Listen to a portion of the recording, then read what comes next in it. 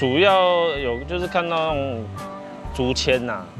就竹签如果说鱼吃到啊，那一定是会死掉的。啊，或者是塑胶袋，那塑胶袋的话也没办法消化，这个就对环境会糟。还有保丽龙，对，这一些比较常见的。我目前海洋废弃物最大宗的就是当然就是蚵棚了那蚵棚它就是一个竹材竹子去加工的再来就是它的浮具浮具的量也不少，主要也是保丽龙。再来就是我们的渔网。那另外就是说，我们这个蚵棚的一个管理机制我们目前有一些措施了像总量管制，就每一位蚵农他养的数量其实我们在几年前就核定了那这个总量管制它就不能超过我们核定它的数量那再来就是说它要申报这个申报制度就是它每一年都要向渔会来做一个申报，它养殖的一个棚数那就要做申报。那申报以后，我们后续就会做一个管控。等它养殖完成，它回收的棚数要一样。如果它有少，那一棚就要花3000块。目前大概就是有做再利用的部分有做我们有机肥燃料或者是一些一般的一些肥料那这个部分呢，我们目前都做了非常的都很健全那另外我们在这2、3年也跟龙崎这个农会，因为龙崎农会它本身就是我们黑竹炭的一个特产的一个农会所以由他们原有的设备它的窑去做我们这些我们所谓的海竹炭，就是利用废弃科架，那我们就是研发出了一些海竹炭的系列商品。那其中可以看到我们的海竹炭的竹醋液，那它这个利用在我们的吸附异味像是我们的厕所，或是说是我们有人在抽烟的话，它都可以有除臭的功能。那另外还有我们的海竹炭的除臭包，我们可以放在衣柜鞋柜它是一个环保，然后可以重复利用，拿去晒太阳都可以重复的使用。掌握施政3分钟，台南进步向前冲。对于海洋垃圾其实坦白讲，各国也都非常的在意，尤其对了让我们这个地球的环境更好。我们台南市从2021年9月开始追踪我们台南市的海废的一个清理，当年度到去年2022年已经清理了将近3000吨，3000多吨，到今年已经清理了将近5000吨那所以说我们一步一步的在做，也希望说让我们的环境更好。那我也希望说这种东西最好是大家不要丢垃圾嘛，就不要丢海洋，不要把垃圾随便丢弃在海洋中这是最好的，免得可能你丢1公斤垃圾，可能要花很多时间才能清理掉。所以呢，因此希望大家最好还是把垃圾带回家丢到正常的地方，不要再丢到海洋里，不要污染我们的海洋。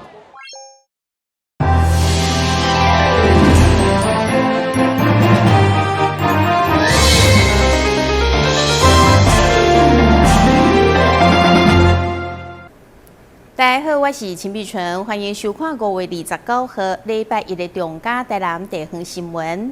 台南市政办指挥作为路树的所在。每到春夏季节开花以后，经济的米啊风一吹就世界杯，影响人体健康，造成民众抱怨。议员蔡秋兰在第一议会总质询，替大北门区的民众来请命，要求市长爱倒想办法。议员蔡秋兰表示，为伫将军、嘉义、西港的大北门区，每到5月班子开花结籽，米啊四季杯得产抢5月生，已经影响当地经济，甚至嘛会冲击人体健康。民众埋怨长期一直拢无解决，所以伫总质询要求市长想办法，感谢党提早修正，卖互因结籽。咱将军啊，咱将军嘉义上济。咱这木棉花开了，迄花落落来，佫会厝倒人嘛？刷了，佫花谢了，就变结籽嘛。落迄木棉花，就从迄落雪安尼，培甲规个，真的，互你看甲感觉互人一寡祝福，咱的所有的好朋友拢一直咧建议够久啊。像咱家里嘛足济，咱将军嘛足济，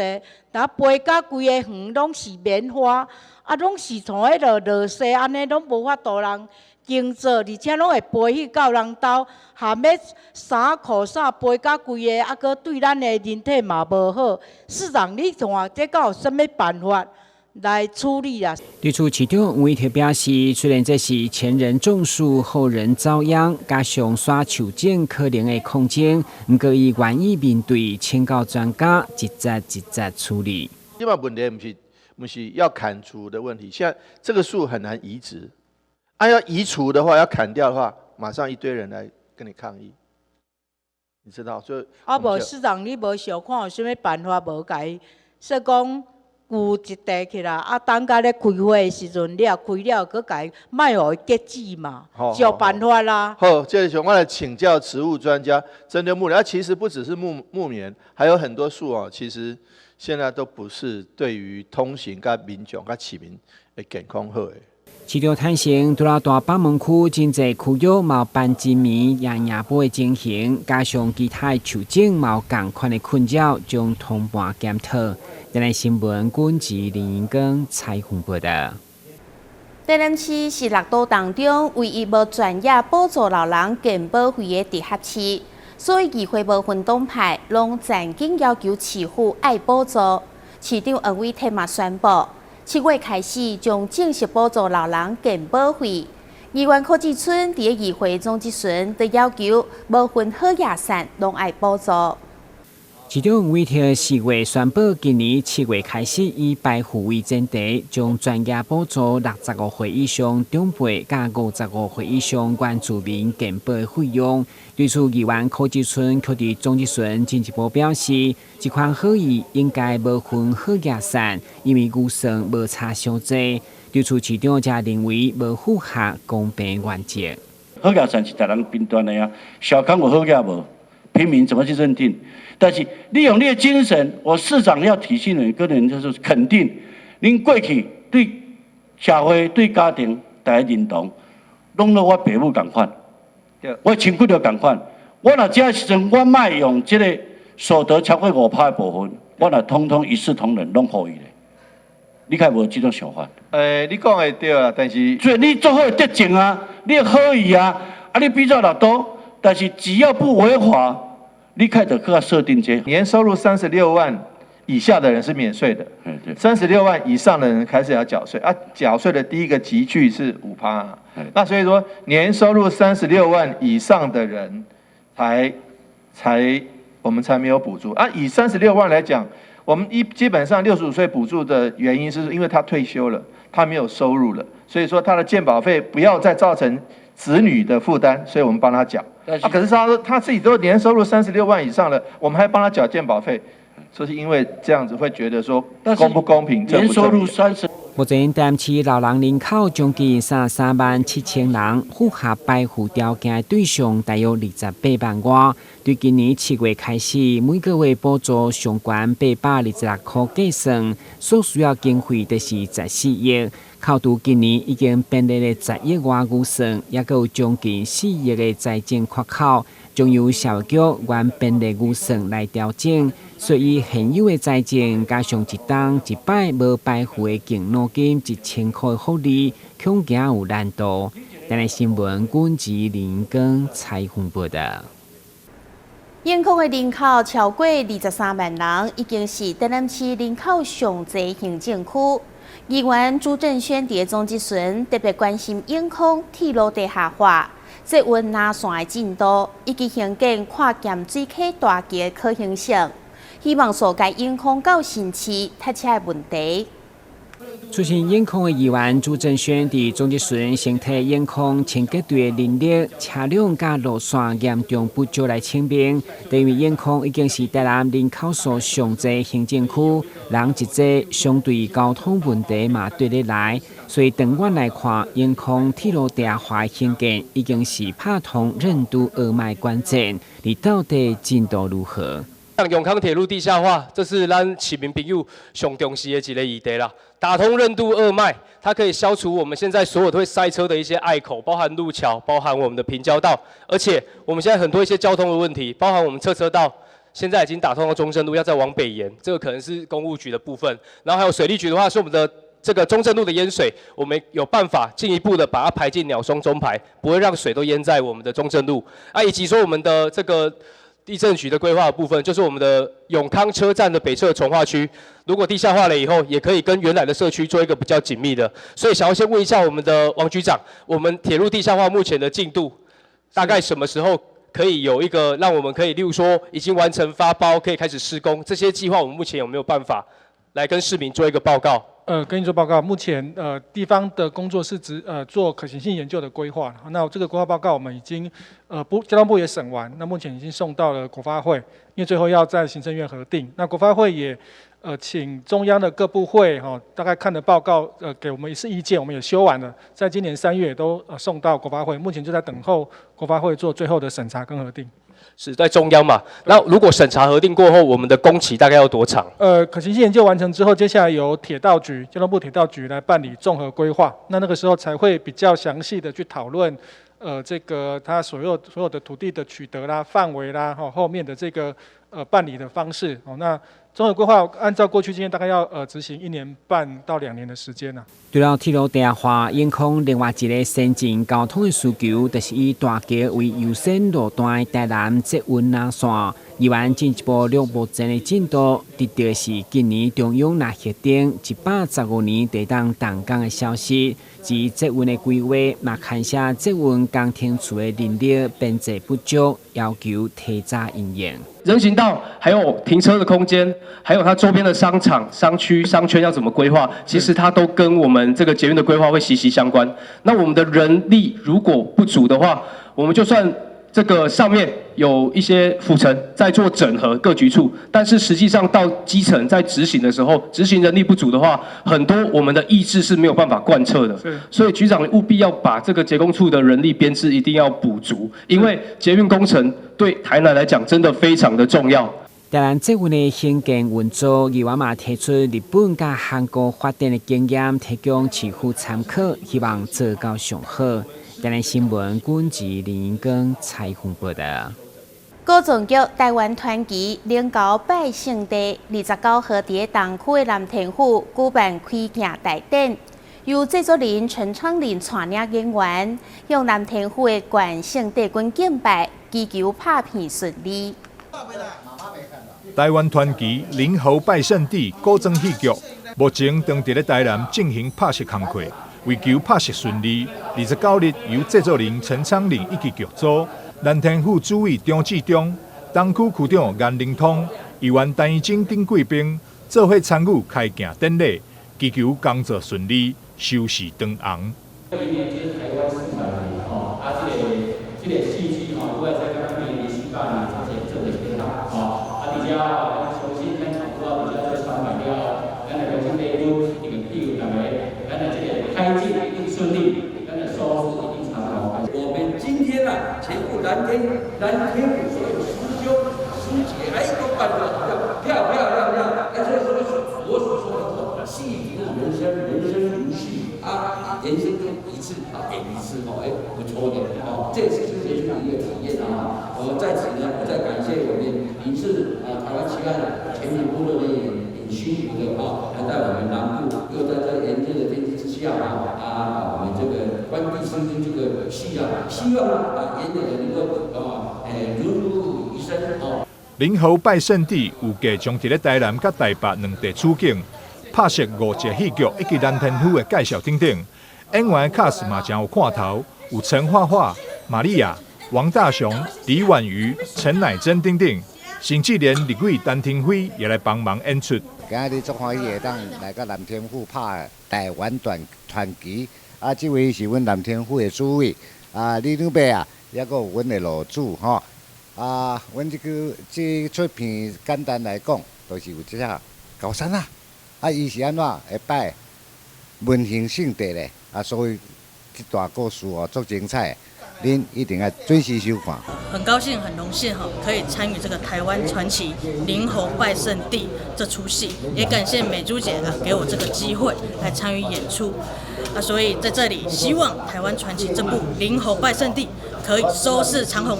台湾传奇灵猴拜圣地目前正在赶拍当中，预计将在暑假期间上档。喜爱台语古装戏剧的朋友千万唔通错过。台南新闻张硕伟采访报道。由台南市教育局、成功大学科学教育中心共同举办的全民科学周，29号伫将军国中宣布启动。今年以着历史书写作为主题，让学生自细汉就学好科学知识。同时，佮串联全台南市25间学校来实施科学的相关课程。台南市全民科学周今仔日透早伫将军国中启动。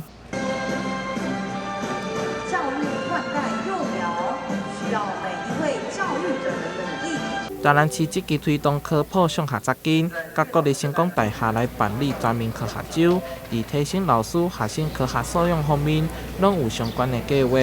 今天是我们成功大学科教中心的团队，那每一年我们都申请了科技部的经费的挹注，然后还有跟台南市教育局就一起来举办全市民的这种科学推广的这样的活动。那今年已经是第8年了，所以我们希望未来这个能够持续的合作，带给孩子们在科学的知识的成长之外，能够培养出科学的素养跟态度。今年以热力试射为主题，以各高中课程为主轴，开发热情温度计、喝水鸟等在科普活动，透过趣味的闯关甲实作，加深学生科学知识的印象。包括了力学跟热学的实验。那我们还把这个实验的知识转化成这个科学密室，所以小朋友们会经过密室来解谜，来了解更多的这个科学的这个好玩的地方。全民科学周的课程有真侪好耍的科学知识，教育局表示，这个科普活动将伫全市25间各高中来实施，为期1礼拜，预计将有数千名学生来受惠。台南市文阳商台采访报道。艺术家蒋勋受到合通文化基金会邀请，伫台南文化中心举办画展，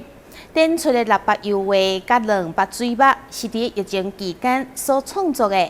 呈现出花蕊盛开的美丽。艺术家蒋勋在龙仔画猫展览了后，再度受到合通文化艺术基金会邀请，来到台南展出大义繁花，此时众生画展。疫情已经趋缓了。那诚如蒋勋老师所说的，我们从关注当下呢，来感受怡然自得、宁静致远的生活惬意。过去以来，我们一直认为说，我们人类是一个主流的地位，但是现在不一样了，我们必须省思，去想到，我们应该要把它换位思考，认为自然呢，作为一个主流的地位，重新来珍惜这个环境。疫情期间，艺术家蒋勋拢住伫咧台东市上乡，伫这当中，伊接着创作，发现身躯边环境美好的事物，除了鸟以外，还有一年四季色水缤纷的花蕊。时尚的荒野当中，每个季节都有非常非常美的花。那我觉得那个花变成我很大的一个祝福。大概是1月到2月的时候，那个非常冷，就空气里面有一点小小的飘雪，然后你就看到那个梅花开到一片一片。那我想到我很喜欢的一位老师台静农老师，那他曾经有画过梅花，写过2句诗，说唯有冰雪迎怀抱，因为冰雪这么冷，让你整个身体都这么冷。来写荒山绝世姿，才会有荒野的山里，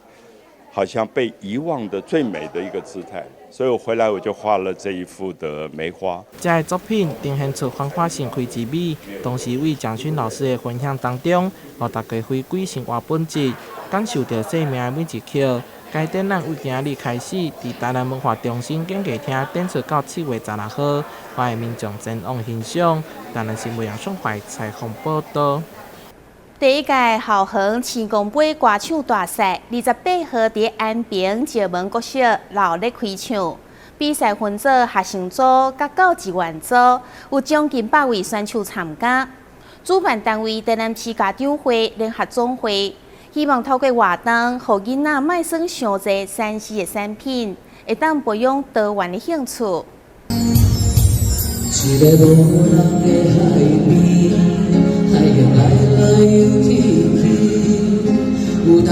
做记忆，怪我比小小的心。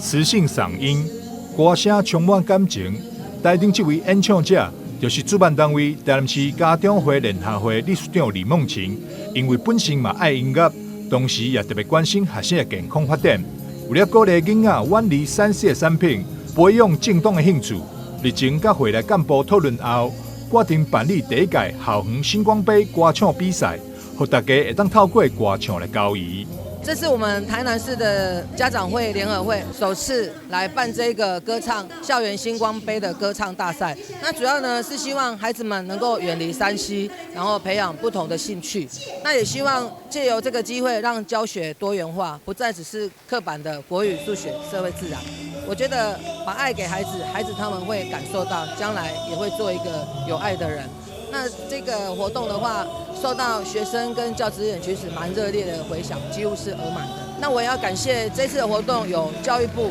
台南市教育局，还有台南市议会以及中油、电力公司等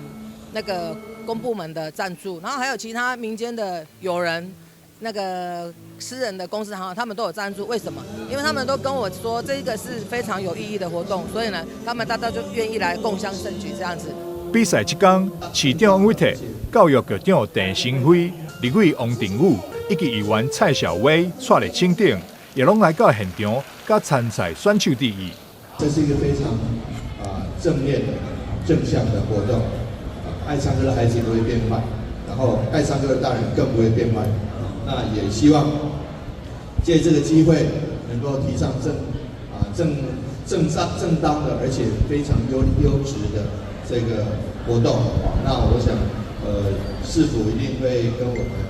协会、家长会联会一起来。我知道李理事长是歌手，他也是非常厉害的，所以他就想到是不是透过我们校园的歌唱比赛，来舒缓一下大家的一个工作压力哈。那么尤其之前是疫情哈，也没有办法有机会聚在这边。那么现在疫情已经解封了那当然大家可以更舒缓一下。特别是这场比赛不但是完全免费，而且除了前3名有奖杯以外，来唱歌的选手，也就是来看比赛观众，人人拢有奖。上大奖阁是高雄东京来回机票1张，大手笔的奖品就是希望会当吸引更多选手来参赛。台南新闻张硕维采访报道。为了鼓励青年学生亲近动物，并且发挥创意，寿山动物园第一届甲大专院校合作，举办动物主题商品提案竞赛。后续阁会透过动物园游客票选、甲专家评选，来选出优胜的作品，并且协助商品顺利开发，伫动物园上架贩卖。来到动物园，除了欣赏动物们的可爱模样，逛纪念品店也是许多民众的必备行程。经常来动物园的时候，也会喜欢逛这个纪念品店吗？会啊。为什么？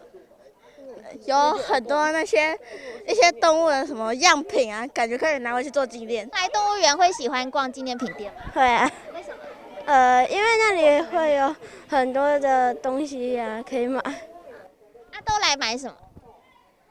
娃娃吧，或公仔。寿山动物园今年首度与大专院校合作举办提案竞赛，邀请全国学生一同设计动物主题商品，优胜者有机会获得补助，将作品正式在动物园内上架贩售。这个计划是我们跟高科大来合作，那这次的话，我们最终会选出10组，然后在园区内让民众来票选。那最高的那一组，他们的商品最终就是有机会可以在动物园这边上架来做贩售。那另外的话，也会有专家学者来票选出另外一组，然后这一组的话也会有商品来开发出来，所以这整个计划最终会有2组商品会在动物园这边上架。动物园纪念品店内各项商品琳琅满目，实际观察又以文创小物最受民众欢迎。目前重新开园之后，其实很多年轻的朋友都会喜欢来动物园这边参观。那假日的时候也很多那种就是那种我们的家庭课。那平常日的话是年轻族群跟这种就是像我们学校的团体，所以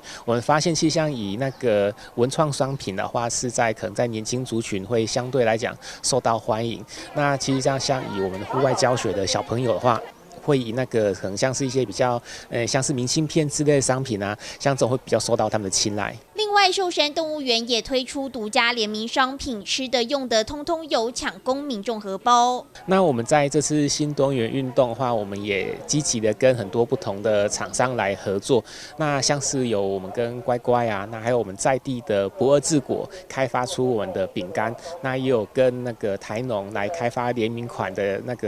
个牛乳。那我们就希望说，藉由这不同的一些商品种类，可以让游客来动物园游玩的时候，也可以把一些回忆带回家。动物园看准商机，携手学生一同发挥创意，打造多元商品，也开启产官学合作新模式。记者邱玉婷、苏玉文高雄报道。